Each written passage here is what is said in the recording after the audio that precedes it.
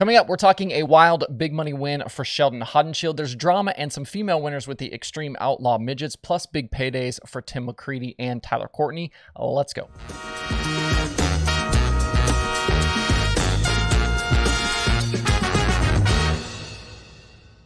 Today is Monday, June 27th, 2022. Welcome into Dirt Tracker Daily. I'm Justin Fiedler.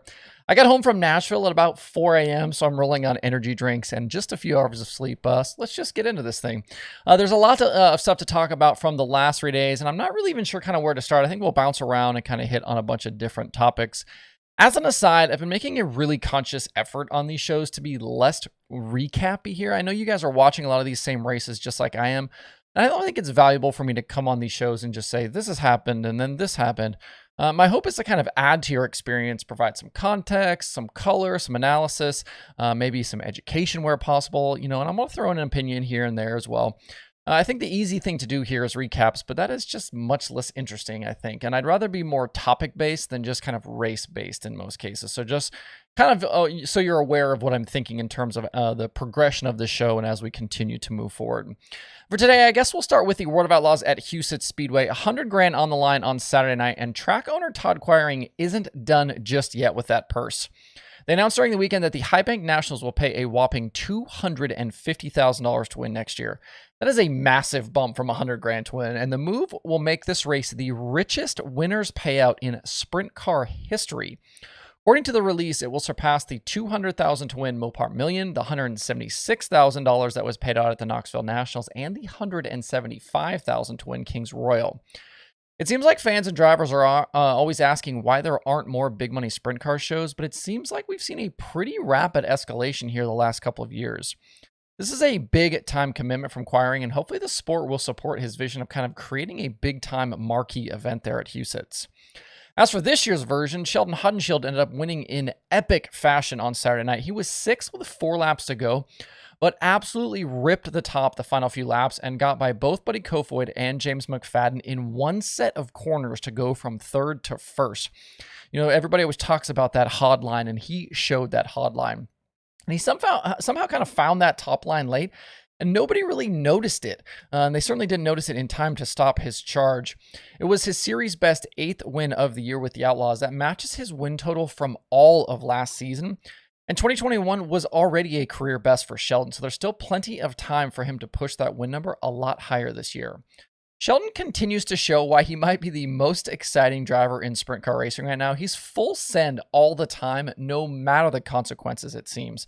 We've obviously talked about that on the show before, and I think it's the one thing that will maybe hold him back in terms of winning a championship. He can win on any given night out. He does it in spectacular fashion, but can he have that consistency? That will be the question going forward, at least in terms of his championship prospects. It was also nice to see James McFadden run well. He was second 2 of the 3 nights at the High Bank Nationals. And of course, it was a solid weekend for Buddy Kofoid. He picked up that Thursday night win and then finished 3rd in the finale. I think Riley Goodnow was also impressive. He bagged his first career podium with the Outlaws on Friday night, and he actually led laps in that race as well. He's definitely an under-the-radar young guy who runs regularly at Knoxville. The weirdest situation of the weekend may have been the front stretch gate problems on Saturday.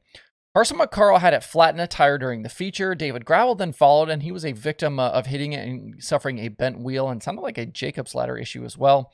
And then Logan Schuchart ended up in the work area with a flat after he also hit the gate.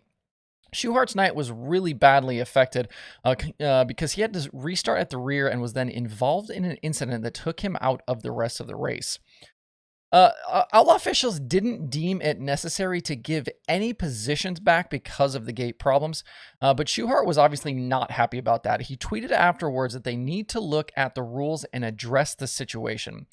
Let me know where you guys kind of stand on this gate issue. Should the Outlaws have given the spots back after time to fix their problems or not? I think you could kind of probably make arguments both ways.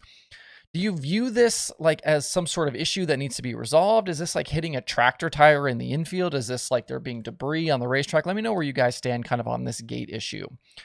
As for the point situation, Saturday didn't affect the championship as it was show points only, but we did have movement because of the other 3 nights at Huset's.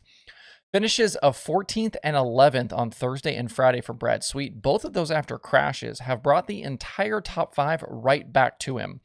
Sweet to Schuchart in 5th now is only 54 points. Carson Macedo is suddenly only 12 points back in second. Sheldon is 24 behind in third, and Gravel is 46 behind. Macedo has just about made up for that Williams Grove DQ that probably cost him somewhere in the neighborhood of about 50 points. The Outlaw teams continue their season this weekend with 2 nights at Cedar Lake in Wisconsin, so sticking around the Midwest this week. And over the weekend with the Lucas Oil Late Model Dirt Series, we had Mike Marlar win both Firecracker 100 prelim nights at Lernerville, but on Saturday with $50,000 on the line, it was all Tim McCreadie. Incredibly, McCreadie led all 100 laps of the feature to score his second career victory in the event. Besides the $50,000, McCreadie's third Lucas win of the year also tightened up this championship battle we have right now with Brandon Sheppard. Leaving the weekend, the gap between the two is only 25 points. And those top two kind of continued to separate themselves from the rest of the field. Everybody from Tyler Urban third on back is a lot further back in terms of the number of points they trail by. The series has 4 race nights coming up this week, and depending on how things go, McCreadie could very easily leave Muskingum County on Sunday with this points lead. Bishop still hasn't won since East Bay and has 5 finishes outside the top 10 since that last victory. He hasn't finished on the podium since May 22nd at 34 Raceway. McCreadie has closed down pretty quickly, and I feel like the Rocket team seems kind of be a bit vulnerable right now. I wanted to mention the rookie battle here. The 5 drivers that started out the season for the rookie battle are all still in the mix, all still continuing to show up at races. Ashton Winger is the top driver right now. He's ahead of Garrett Alberson in the standings with Dalton Wilson, Spencer Hughes, and Ross Robinson all in tow. Winger and Alberson are the only 2 of that group with top 5 runs this year. The series has races this week at Florence, Portsmouth, and the aforementioned Muskingum County. You can watch all of those hopefully over on MAV TV Plus. We're still waiting on any sort of resolution from that as well. On the World of Outlaws late model series side, Dennis Erb extended his championship lead over Max Blair this weekend by sweeping both nights at Peevely on Friday and Saturday and bagging yet another top 10 finish on Sunday at Jacksonville. It's now 148 points back to Blair with Tanner English third now. He's only 170 out, so that second place battle here could get a little spicy. It was good to have Josh Richards racing again as well. He was back after going through all of those issues that he's been dealing with since that dirt clod hit him in the face at Eldora. He was in action all 3 nights with a top 10 run on Sunday. And even though it's been tough sledding lately on the Lucas side, Brandon Sheppard made history on Sunday night. He drove his family-owned B5 rocket chassis and picked up his 79th career win with the World of Outlaws. That now breaks the tie with Josh Richards and makes him the winningest driver in the World of Outlaws late model history books. Pretty cool to see the reaction he got from the crowd there, basically his hometown crowd. He said he lives only about 15 minutes from that Jacksonville racetrack. And for him to be kind of surrounded by family and friends when he did it in Victory Land, that was pretty neat. Maybe this win will give him some momentum to bring to the Rocket House car later this week. The Outlaws are off now until July 15th. Those 2 Peevely nights were also Summer Nationals nights. It was a dual sanction for those a couple of nights there. And after the 2 races, Bobby Pierce maintains the Summer Nationals points lead over Ryan Unzicker and Brian Shirley. That series is off tonight, but they start week 3 tomorrow at Red Hill Raceway. On the modified side, Nick Hoffman's streak was busted on Friday by Rick Canoyer, who went to Victory Lane for just the 2nd time in his career with the series. His last win came all the way back in 2018 at Peevely. On Saturday, Hoffman's losing streak continued when his car lost power very late in the going, and his troubles handed the win to Lucas Lee. Even with the issues, though, Hoffman carries a 131-point advantage over Kyle Steffens into a new week. Out at Skagit for the Dirt Cup, it was a big Saturday night for Tyler Courtney. He outdueled Dominic Selzy and picked up not only $50,000 for the win, but another $26,000 for leading 26 laps. Drivers got an additional $1,000 for every lap they led in that race. So it was a very nice payday for Sunshine, who was driving the Works Limited 57 for Kevin Kozlowski and Paul Silva. Remember, with those 57 cars, we've got 2 of those. They look exactly the same. Paul Silva usually crew chiefs both of them, and Paul actually owns one of them. But Kevin Kozlowski and Works Limited is the owner listed on the other one that's normally runs out on the West Coast. Even still pretty early in this kind of wing transition for Courtney, he continues to prove himself as one of the top guys, I think, in the sport. I do hope we get to see him out with the Outlaws in the near future. Selzy ultimately settled for 3rd behind Kerry Madsen, but still pocketed $42,000 himself thanks to 24 laps led. It wasn't a clean weekend at Skagit by any stretch of the imagination, as there were a bunch of crashes and issues. We talked about Austin Wheatley last week.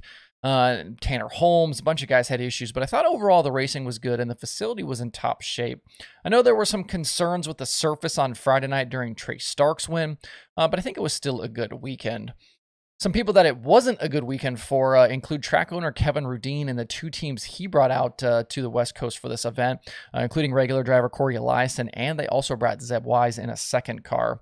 Wise was 23rd Friday, 17th Saturday after finishing 8th on Thursday, and Eliason had results of 23rd, 21st, and 19th. Between the two, there was a lot of torn-up equipment. Definitely not the weekend they were hoping for. Hopefully they can kind of get things turned around when the All-Stars get back to racing here in the next couple weeks. On the midget side of dirt racing, we've had some drama pop up over the last few days with the Extreme Outlaw Series stripping Cannon McIntosh of his win at Millbridge from a few weeks ago.